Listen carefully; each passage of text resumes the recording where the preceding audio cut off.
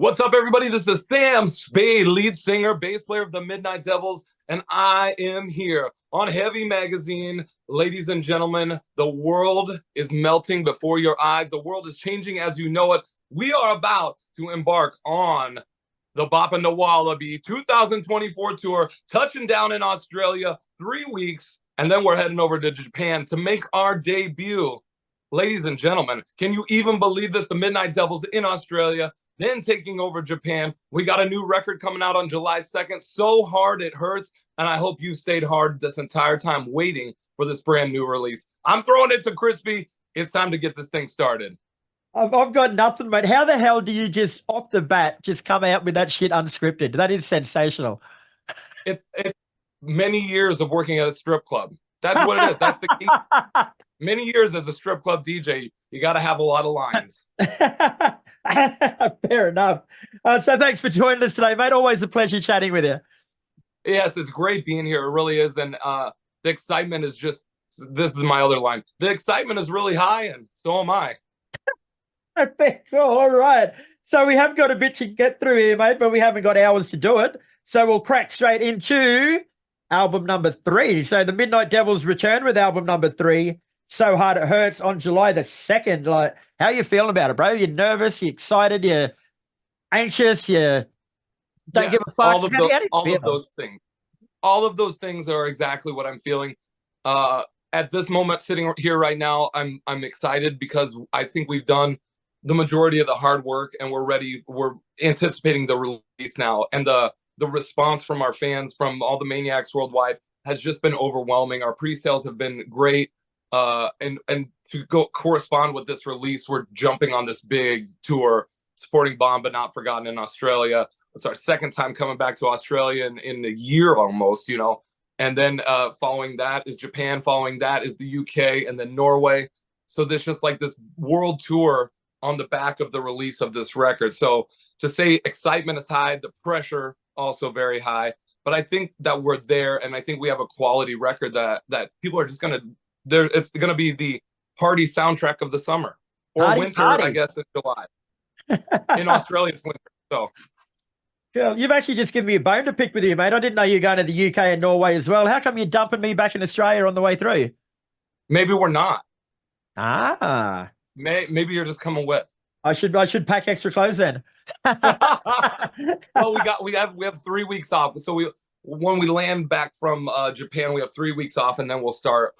We'll head over to the UK, supporting Kicking Valentine over there, which we just left. We left the UK in September, I believe, with Pretty Boy Floyd. So it's another kind of return visit. And the rock and roll is great over there. So there's no reason we wouldn't. How good are Kicking Valentino? They're a great band. They're awesome. They've been doing it for forever. And they've been really, they stuck to their guns and flew that flag of East Coast USA glam sleaze metal. That's just so brilliant, and they never deviated, and they wrote that blueprint on just keep working and releasing records and touring and just do it. Yeah, I'll actually tell you an interesting story about them. Like when I was in Japan on probably about 2 tours ago, I was looking through Tower Records, like the big record store there, and there wasn't that many like non-Japanese bands albums on display, except for the big ones like Metallica and stuff like that. But one of the bands that was on display was Kicking Valentina, and that was the first time I'd ever heard of him, and I had to listen to him then in Japan, and that's how I got into those guys. So yeah, and they're the nicest dudes. We're super excited to play with them, to support them, because they've been doing it for maybe 5-10 years longer than we have. So we're kind of like the Kid Brothers, joining our older brothers on tour. Show them how it's done a little bit. Breathe a little life. But enough about them, because this is about you. Like, tell us about So Hard It Hurts from a musical point of view and what you were going for with the album. With this album, we took what we had learned from 2022's Never Beg For It. We did that with Chips Enough in Chicago, and we learned so much on that record on how to take that next step from our first record to our second record. Cool. With that, we wanted to expand on it and really give it the production that it needed and really write great songs. So with this album, we were on tour in Italy. Our tour manager in Italy is a guy by the name of Fabio. He goes, I love you guys. The Midnight Devils are incredible, but your albums don't match your live show. And I go, you're totally right. We've been having trouble with that. and he goes, I got a guy. He did the first Poison record, and he's gonna be perfect for you guys. And he calls up Rick right there. So we're in Torino, you know, sitting in Torino, about ready to play. He calls up Rick. He's like, Rick, I got these guys from the U.S. here in Italy. Would you like to produce their records? And Rick's like, yep, I'll come out of retirement for it. And that was it. And it was like, okay, we got a producer now. We got a record. We got to get some songs together. And it was really going into it. I knew that we had to write really good, catchy songs, and that there couldn't be any mistakes or any falters or any lack of energy on these. I'll edit this bit out later. Actually, I'll tell you, I'm pretty sure you're okay with it, but don't forget this is going to be separate to the other album review. So don't not say anything in this interview because you've already said it in the other one. Right. Know what I mean? Right. Yeah. Yep. That'd be easy for you to sort of go, I'm not saying this again, but they're completely separate entities. Yep. Cool, that is. So on the subject of your first two albums, Something Bigger and Never Beg for It, like you're talking about the production style of things improving over the albums, but how about musically? Like what have you learned and grown musically with over the course of 3 albums? It's a very good question. And I think what we learned is to keep musically, sonically, is to keep it simple. Keep it as simple as you possibly can. As a musician, as an artist, you tend to keep adding and adding and adding until it gets too blown out. The songs are too long. Okay, with this one, we're going to try and keep all the songs relatively shorter, 3.5 minutes. But with this one specifically, Rick and Cher Ross from Vixen, Bam from Dogs D'Amour, our production team really put a focus on writing lyrics and songs that tell the story and that people can relate to. So with this one, I had my lyrics, and then they go, these are great, but these aren't so great. So let's make these into a story and tell each song has a start, a middle, and an end. And you resolve the story at the end of the song. I go, cool, I never thought of it like that. That's a really good way. So I think we really picked up that, like, let's keep everything as simple as we can and write really great songs that people can relate to. Yeah, very cool. Now, just say somebody stumbled upon this interview and it's the first time they've heard of the Midnight Devils and they think the guy in makeup's cute, the board guy's cute, and they want to check out more of your stuff. Like, give us 3 songs off your first 2 albums that'll prepare them to listen to the new one. 3 songs each? No, 3 songs off both. Let's say off. Okay. 3 that just prepare them to listen to So Hard It Hurts.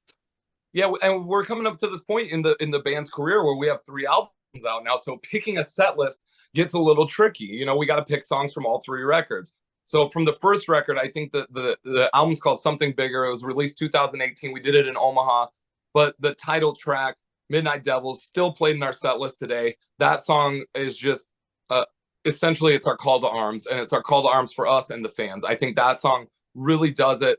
The other one, Memphis Mile, is one of our crowd favorite.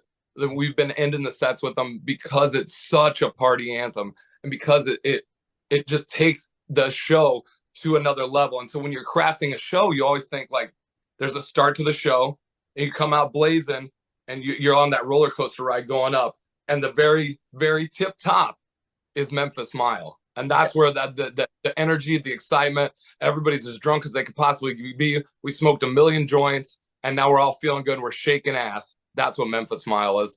The other one that I love from that record that surprised the hell out of me was Highway 69. But that's from Never Beg for It. And that song, I didn't love it when we started, and now it's like an instant, we have to play it. People have Highway 69 tattoos on their arms, you know. It's taken on a whole life of its own. Yeah. Tell me, why didn't you like it at first? I just didn't think it was catchy enough. Yeah, right. And when it came out and I saw the response, I was like, whoa, I was completely wrong. You know, and that was like a Sniper thing. He kind of had the idea for the music, and I put the lyrics down, and I was like, yeah, it's all right. Little did I know that it'd be one of our favorite tracks. Everybody loves it. And the video came out, an animated video that tells the story of more of the Midnight Devils in this kind of world that we've created with these other characters, the Pink Bastard, Roxanne, all these other people that kind of jump into this story and weave their way around our world. Yeah, very cool. Now, I've got to know, and I'm sure other people out there need to know as well, mate, like, So Hard It Hurts. Where does it come from? Is there a good story behind that? Yes. there's a million good stories, and that's kind of what we did with this record, is try to take our experiences and our stories that we had while being on tour, being on the road, and put them into a record. So it's real life. It really happened to us. Was So Hard It Hurts. The one story that I always go back to, and I'm probably gonna have to tell this story like 100 million times, but Jimmy called me up one day and he goes, "Bro, you're never gonna believe what happened. My roommate I don't know if he accidentally, but he took a Viagra pill or two." I was like, "Two?" And he goes, like, he got a hard on that didn't go away. And so they had to like take him to the hospital, to, I don't know, have the doctors look at it. And he was walking all hunched over. And Jimmy's like, he kept saying, "It's so hard it hurts." I was like, that's brilliant right there. That's it. How do we know? That's going to be the Midnight Devils album. Perfect. Now, I didn't have this one written down for you, mate, but I'll just sort of come up with it on the fly. But you like the style of music you play, like the glam rock style, like it's very familiar to a lot of people, but you've got the big ones, like you've got your Motley Crues and your Poison that people always relate to. But as a band coming into it, like how fine of a line is it between imitation and inspiration when you write new music, and where do you draw that line? Absolutely. Very, very good question, because we didn't set out to be an 80s hair metal band, and that's not what we are. Right. We're a glam rock band, and we draw from our influences, which were 80s hair metal, but it was also the 70s glam, and it was the 90s glam and this bubblegum and punk rock. And so what we kind of do is, we don't want to recreate Van Halen or Kiss or the Ramones or anything like that. We want to do our own thing, but use that influence. And we spent so much time listening to those bands that you can almost do it in your sleep and think of, what do we want to say? How do we want to be creative? How are we going to push this and be a positive influence to the world? How are we going to just be like, we're the Midnight Devils. We're going to do what we want to do, no matter what you say. We're going to do this, and we're going to do it our way, and we're never going to stop. And it's that kind of gang mentality between us and the fans that I think pushes us over and makes us different from a lot of bands. Yeah, very cool. Now, the Midnight Devils have got a well-earned reputation as a good time, high-energy rock and roll party band live. So how difficult is it to recreate and capture that intensity, I guess, live in the studio? It's almost impossible. Yeah. Like it really is, like, because you are, as a live musician, you are flying off that adrenaline and that crowd interaction. And that's the hardest part to recreate, because you just can't. So in the studio, I think my trick is, like, Sniper does everything. He really leads the band musically, sonically. He's the guy that kind of called the shots. And so when we're sitting there, all three of us staring at each other, we play it exactly like we would play it live. And then we hit the record button. So we kind of fudge it a little bit with using our own adrenaline and our own, like, between the three of us, we use that energy to kind of recreate what a live feeling would be. And then when we go in and do the vocals and stuff, I mean, I had my shirt off. I was going as hard as I could possibly go in the vocal booth, just for like 8 or 9 hours, just to kind of keep up that feeling, like, hey, we're on the stage in front of people. We just got to keep going. Yeah. Does it go as far as, like, you and Jimmy put your makeup on in the studio as well to sort of try and put yourself in the zone? No, we didn't do that. But I mean, essentially, we always wear we've been blessed to be in a band where we can kind of get away with wearing whatever we want. And so what it's put into what we did. Here's the kicker, is we got ourselves out of our comfort zone and went down to Florida to do this record at Bam and Cher's house. Now, these are people that we respect highly, like, they're rock stars in our eyes. Yeah. So you don't want to give them anything less than amazing, because they'll tell you, and I don't want Dad to yell at me. I don't want, like, you smoke a joint and you're like, they'll be like, "Are you high? Are you recording high?" I'm like, I'm sorry. So it's like, you don't want to disappoint your dad, so you always want really, really hard. Work so hard it hurts. So speaking of playing live, the Midnight Devils are returning to Australia in July for a run of dates with the mighty Bomb But Not Forgotten, starting in Perth on July the 5th, then visit Sydney, Melbourne over successive weekends, mate. Like, I know we got your own tour to talk about too, but we'll start on this one. Like, that should be a lot of fun. It's 50th anniversary. Bon Scott's death, I believe, and it's going to be a great tour. I got good stuff to talk about here. I'm glad you brought this up. So, not knowing Bon Scott last year when we opened for them, or we went and saw them, and I was like, yeah, I've seen a million AC/DC tribute bands. Like, unless they're really good, like, I'm not interested. And so we walk into the venue, and there's 500 people there going ballistic. Crispy, you were there. You saw it. Like, I was like, this is awesome. And Skinny, what a front man. Like, he kills. And so I'm like, okay, we got our work cut out for us. And then you got us the opening gig the next night. And I was like, okay, I know what Skinny can do. I got to bring the A game. I'm really bring the heat. And I thought we did. I thought we had a great show that next night. Fast forward to we were playing M3 Festival 2 months ago. This Australian dude comes up to me and starts giving me shit, like hardcore. I go, hey, man, we're going to be opening up for Bomb But Not Forgotten in Australia. And he's like, I'm best friends with Skinny.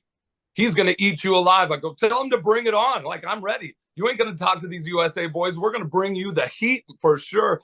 And he's like, oh, I'll call him right now. And he video chatted him right then. Skinny's waking up at 6 in the morning.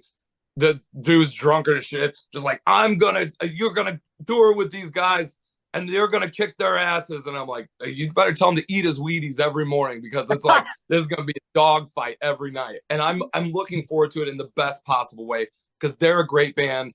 And we're also, once again, we're like the new guys coming up. So we got something to prove. We got a chip on our shoulder. So where I can make my exclusive heavy magazine call you out, Skinny, Bomb But Not Forgotten, Jason, make sure you guys got your shit together because we're coming hard. So hard it hurts. So hard it hurts. I fucking love it. And you've also got 3 headline shows of your own on Sunday, July 7th at the Paddo in Brisbane, Thursday, July the 11th at the Duke of Enmore in Sydney, Thursday, July 18th in Stay Gold in Melbourne. So are you saving something special for those shows, seeing they're your own? Yeah, absolutely. And that's kind of goes back to where we're writing a set list with 3 albums of material. When we have these opening spots, it's really cool. We get to do 45 minutes. It's no deviation. You go as hard as you can for 45 minutes. You play the songs. You don't do any slow songs, and you go. Now, with the headlining set, it kind of is a little different because we have a little more time. So we get to joke around more. We get to, I feel like the fans get to see more of our personality. And they get to laugh, and they really get to interact with us as a band. And so we get to add in new songs that we don't play very often. And that's a really cool thing. And as artists, you're like, okay, cool, I got to grow. Our set list is not the same. We don't even have a set list. We just call them out. And especially on a headlining show, I'm just calling out songs. They kind of know where I'm going, but for the most part, it's a mystery. I was going to say, don't lie. You don't know where you're going. So how are they going to know where you're going? No, I have an idea. If we get there, then that's the gold medal at the end. Brad, speaking of gold medals, if I don't break my own nose, with my knees, right? I still tell people that story, mate, and I still don't know how the fuck you did it. I was like, I walk off stage, Carrie's sitting right here, and I know she's heard the story a million times. We're playing, and the show's going great. The show's incredible, and I do one last jump right at the end and smash my nose with my knee. And I thought I broke my nose in that instance. And I walk off stage and I tell you, I go, Crispy, I think I just broke my nose. But luckily there's makeup everywhere. You couldn't really tell. You're like, you're all right, mate. Get back out there. Get up there, you soft cock. And then the icing on the cake for all this, mate, is we're going to Japan for your very first tour of the Orient, mate. Like, that's exciting in itself. And we got a bit to get through before we even get there. Yeah. And that's really, I thank you for all of this, because going into this, we talked many months ago, and we're like, what is the biggest goal of the Midnight Devils? And since we were kids, it was always, you join a band to tour the world, and going to live at Budokan, Beats from the East, all these great American bands or Western bands that would go to Japan and just flourish over there. That was always the goal. And you said, why not tack on Japan since you're already over here? I said, that's a brilliant idea. I couldn't think of a better way to reach that goal. It's going to be sensational. So basically, mate, July is the month of the Midnight Devils. Your album comes out, your tour starts, you go to Japan. Like, every month's the Midnight Devils month, but let's officially make July the month of the Devils. I love that. That's really good. All month long we celebrate. All month long we party. all month long we're hard. I don't know what to say to that, except fuck yes. July's gonna be a month. All right, Sam. Well, thanks very much for joining us, mate. Always a pleasure. Album So Hard It Hurts out July the 2nd. We've got the tour in Australia kicking off July the 5th. We got Japan kicking off July the 22nd, I believe. So she's all happening. Where can people keep up to date with the Midnight Devils and what you're doing? We're very active on all social media platforms. So Facebook, Instagram, Twitter, all of those places you can reach us. Our music is available on all streaming platforms. So Amazon, Spotify, anything like that. Most importantly, though, if you dig the band, you like what we're doing, there's videos on YouTube, but go to our website, themidnightdevils.com, and there you can check out the new album. You can watch the videos, but you can also pre-order or order anything on our merch site, and that goes directly to supporting the tours. And it's really the only thing that keeps us going. So any order is very much appreciated, and that's really our bread and butter and our heart and soul right there. I'm glad you from Nebraska with love. I'm glad you brought that up, my friend, because for the Australian tour, you've actually got a special. If anyone pre-orders the album for that, they get a free meet and greet with the band before the show. Is that correct? It's a free meet, MEAT. So hard it hurts. It's just all a big joke to you, isn't it? Yes. That's what we say all the time. It's like, no wonder nobody thinks we take this very seriously. It's all just a fucking big joke. It is. But tell us about the special packages. Yes. So you for the pre-sale packages? Yeah. Yeah. So we put together pre-sale package is like the So Hard It Hurts album, and then brand new signed tour posters. They're not tour posters, but they're album posters done by our art designer Livy, and these are really cool. Livy did the artwork for the cover, and then we turned the cover into a t-shirt as well. So there's kind of like these 3 or 4 different packages, and one is all of our albums or all of our CDs signed by every one of the guys in the band.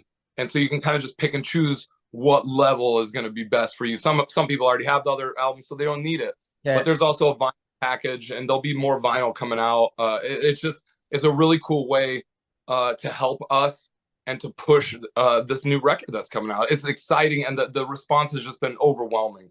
I can't even believe it. Like we're hitting our goals of what I wanted to accomplish with the pre-sale.